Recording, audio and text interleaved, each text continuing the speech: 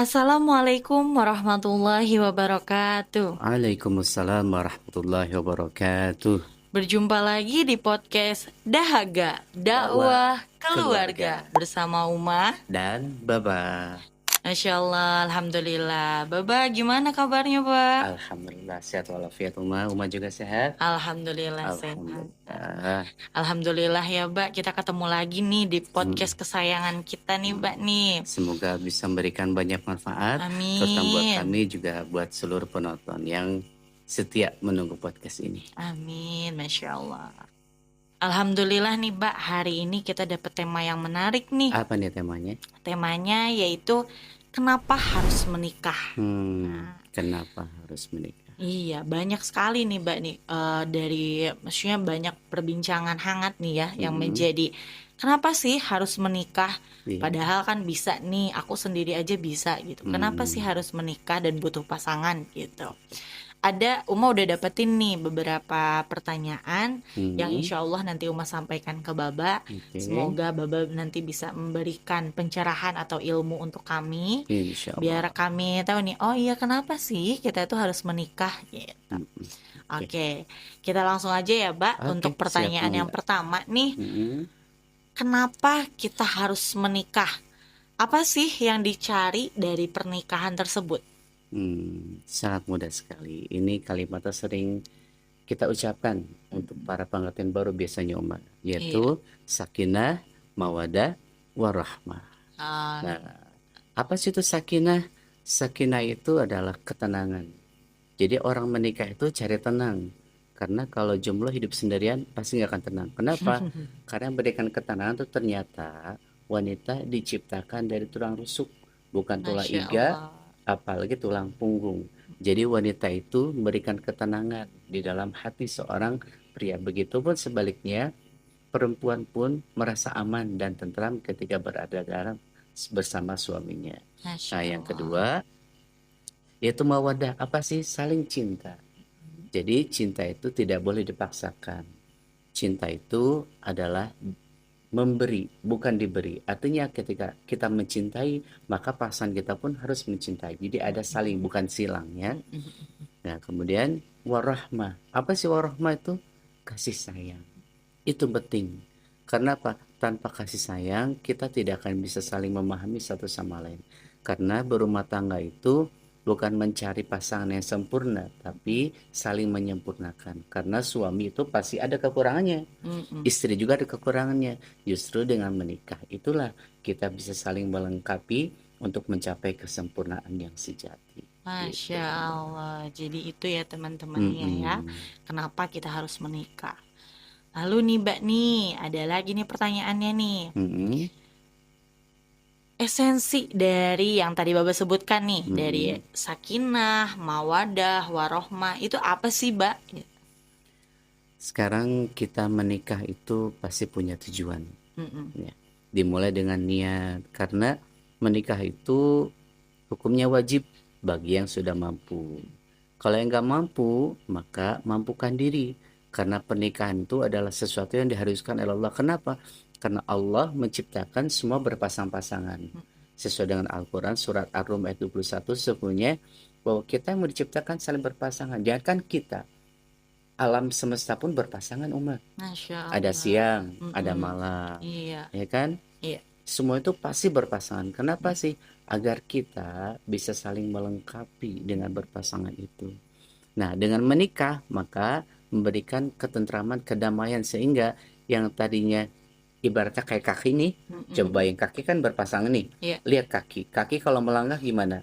Apa langsung Gantian dua-duanya ya? nggak? Enggak. Nah, beriringan kan? Nah, artinya justru itulah menikah tuh bukan untuk bersama, tapi untuk saling melengkapi. Jadi ada yang maju, ada yang mundur, nanti ada yang maju, gantian. Itulah sebenarnya kaki. Begitupun kalau kakinya cuma satu, gimana? Pincang. Nah, jadi itulah menikah itu justru untuk menyempurnakan yang tadinya tidak sempurna. Masya Allah. Alhamdulillah ya, Mbak ya. Ternyata Mm-mm. esensi dari sakinah mawadah yang sering kita sebutkan nih teman-teman, kalau misalkan ada teman yang nikah, semoga menjadi sakinah mawadah warahmah, padahal kita nggak tahu artinya apa. Betul. Tapi Nah, sekarang kita udah tahu nih artinya mm-mm. sakinah mawadah warahmah itu seperti apa. Mm, Terus lanjut nih, Mbak nih. Ada lagi, masih banyak loh, Mbak, mm-mm. pertanyaannya. Teman-teman pada penasaran nih, Mbak. Mm-mm. Kalau misalnya pernikahan seperti apa sih yang diinginkan dari beberapa pandangan orang atau dalam menurut ajaran Islam? Seperti tadi bahwa sesungguhnya tujuan menikah itu bukan untuk hanya menyalurkan hawa nafsu syahwat, Hmm, tapi menikah itu untuk menuju Allah. Karena kesempurnaan cinta itu harus ada sebelum hakikat itu pasti harus ada yang namanya syariat dulu. hmm, Nah, makanya menikah adalah syariat untuk mencapai apa? Untuk mencapai hakikat tadi. Karena cinta sejati adalah cintanya Allah. Untuk menggapai cintanya Allah adalah melalui pernikahan. Karena apa? Pernikahan itu ternyata ibadah yang paling berat, ibadah yang dilakukan setiap waktu sampai akhir hayat. Masya Allah ya. Itulah iman nikah itu. Menikah itu pahalanya dari paling kecil sampai yang paling besar itu ada dalam pernikahan. Menatap wajah istri, memegang tangan istri, membelai kepala istri, istri sendiri ya, bukan istri orang. Itu pasti ada jaminan pahalanya gitu. Masya Allah Sampai ya. maaf, sampai bersenggama pun itu pun ada pahalanya. Jadi luar biasa kenikmatan ibadah, dapat nikmatnya, dapat pahalanya, itulah menikah. Masya Kalau Allah haji kan ya. kita dapat capeknya, harus Mm-mm. ngumpulin biaya segala macamnya. Mm-mm. Tapi kalau menikah, kita kenikmatannya dapat, bahagianya dapat, pahalanya dapat. Itulah Masya indahnya Allah ibadah menikah. Jadi lengkap. menikah itu adalah ibadah. Maka karena itu ibadah, maka harus karena Allah. Mm. Gitu, bukan karena yang lain. Gitu, Mbak. Masya Allah lengkap sekali ternyata ya dalam Mm-mm. suatu pernikahan itu ya. Oke nih, Mbak nih. Kalau nih setelah kita tahu kan esensi apa segala macamnya gitu. Mm-mm. Gimana sih cara ngewujudin pernikahan yang bahagia dan harmonis? Sebetulnya simpel dan sederhana.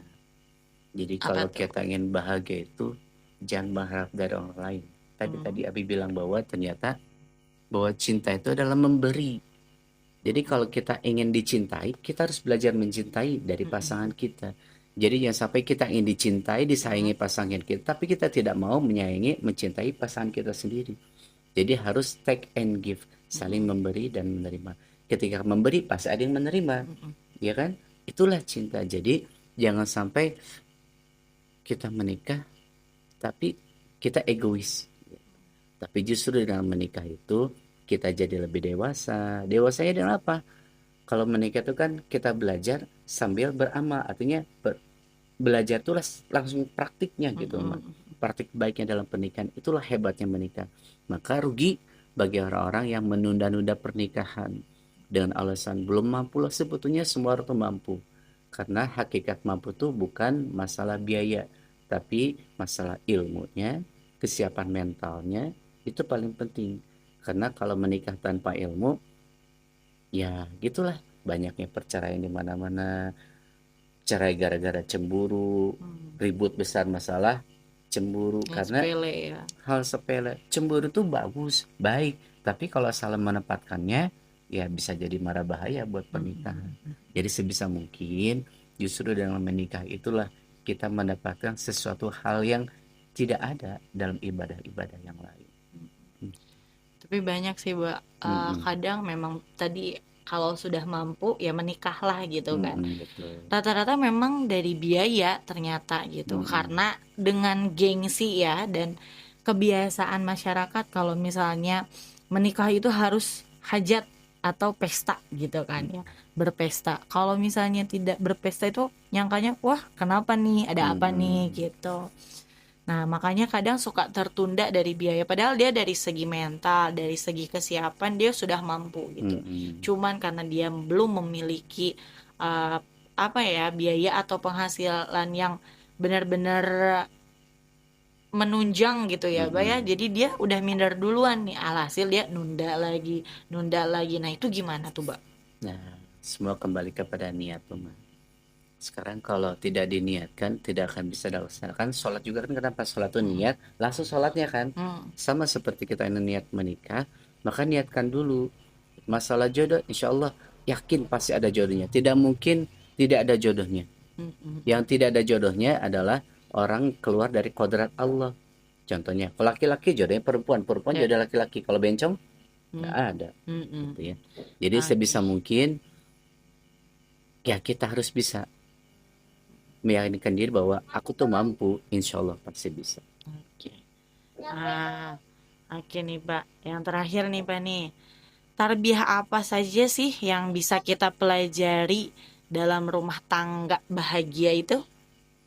Yang pertama adalah ilmu bagaimana cara memahami diri sendiri. Yang kedua ilmu bagaimana cara memahami pasangan kita. Karena tadi kembali kepada sakinah mawadah warahmah, intinya adalah musyawarah wa ashiruhunna bil ma'ruf. Artinya kita harus mempergauli atau bergaul dengan yang baik dalam berumah tangga, bertutur kata lemah yang lembut. Rasulullah selalu memanggil istrinya dengan panggilan sayang, ya Khumaira, tidak pernah mengambil nama. Kenapa? Kalau kita memanggil nama itu tidak sopan. Maka kenapa panggilan pun itu baik.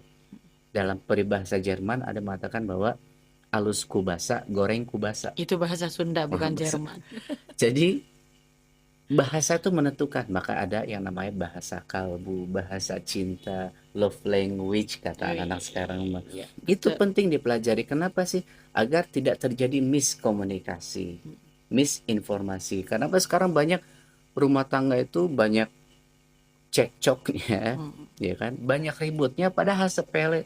Cuma kadang masalah ekonomi, Ya, ya kan? rata-rata ya. Masalah dapur.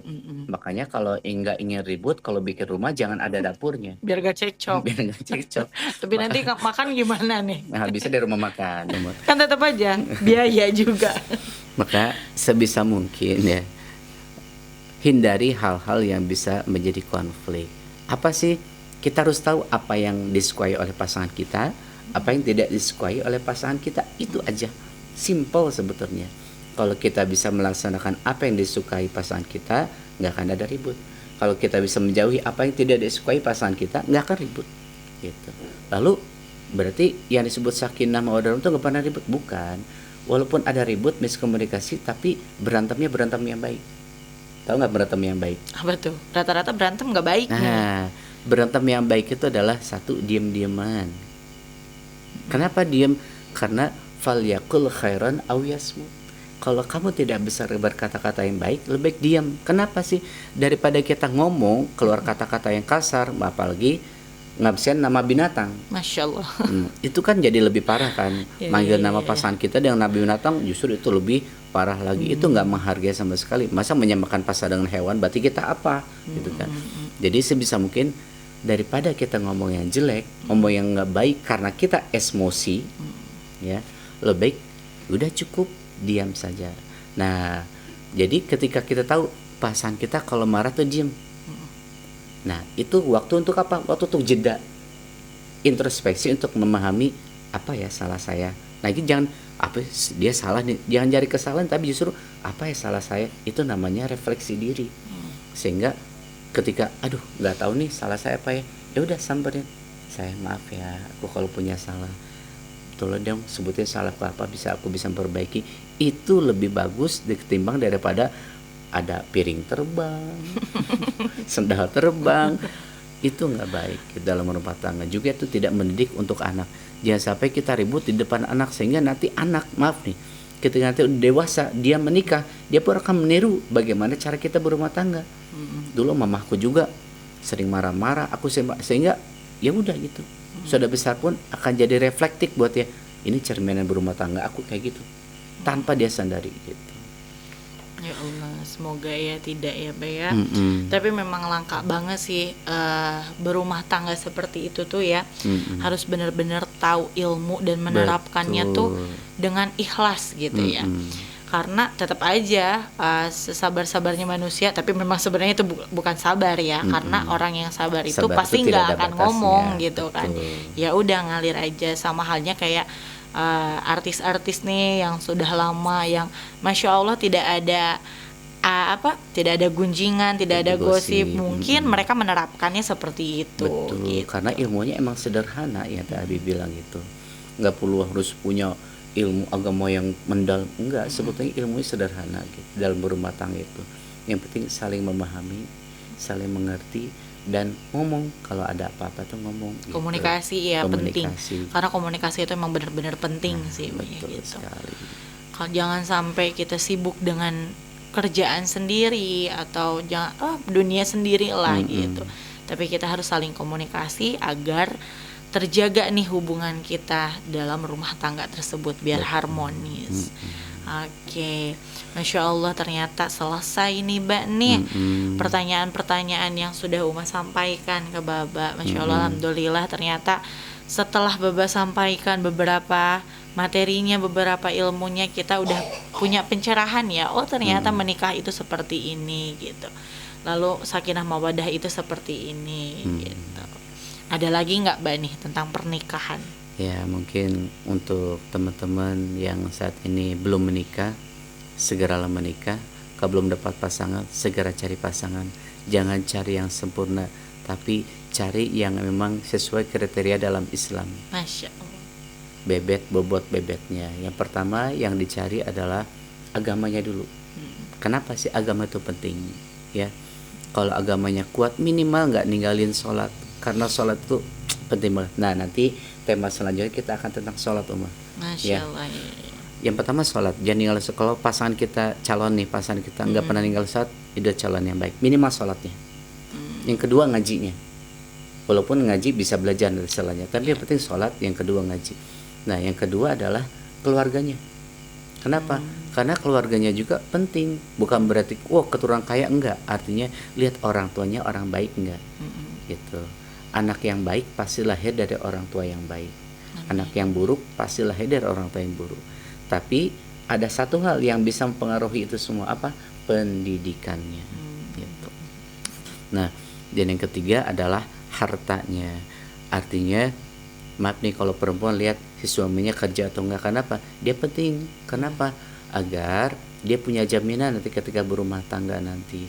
Atau gimana, Mbak, kalau misalkan ternyata calon suami saya itu belum kerja juga, ya nggak apa-apa, kasih motivasi dulu gitu. Siapa tahu dia dengan tekad untuk menikahi kita itu, sehingga dia punya motivasi untuk cari penghasilan. Nah, itu bagi yang belum menikah. Bagi yang sudah menikah, kuncinya adalah 2S. Yang pertama syukur, yang kedua sabar. Syukur apa? Syukur terima apa adanya pasangan kita. Kenapa? Karena pasangan kita yang ada saat ini itu adalah anugerah terindah dari Allah. Masya Allah. Jangan lihat fisiknya, jangan lihat segala macamnya. Pokoknya ini adalah anugerah terindah dari Allah. Terima itu. Maka niscaya kamu akan bahagia, sakinah mawaddah warahmah. Yang kedua, sabar.